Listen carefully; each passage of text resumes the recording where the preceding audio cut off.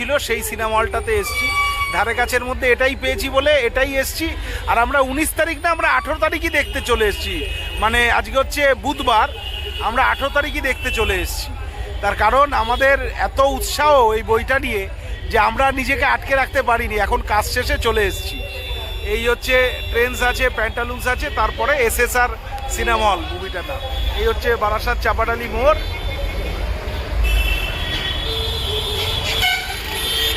এই হচ্ছে box office, আর এই হলাম আমরা চলে এসেছি বন্ধুরা।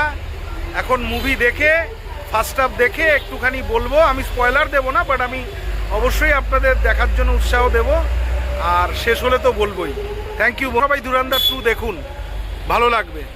বন্ধুরা আমরা সবে ফার্স্ট হাফ দেখে বেরালাম, দারুণ একটা হাফ। আমি স্পয়লার দিতে চাই না, আমি কিছু বলতে চাই না, শুধু বলতে চাই যে আপনারা এসে একবার দেখুন বইটা, দারুণ বই।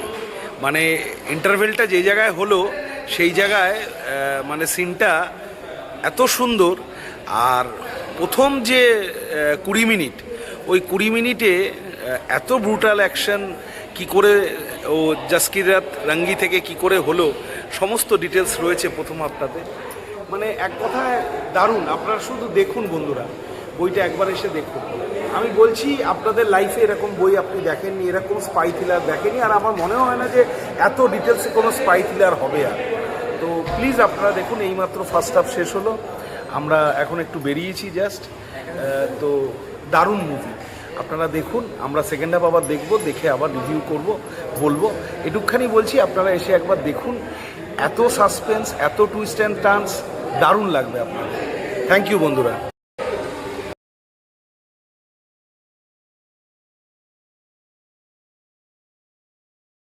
বন্ধুরা এই বই দেখে বেরালাম, ধুরন্ধর 2, দারুণ বই।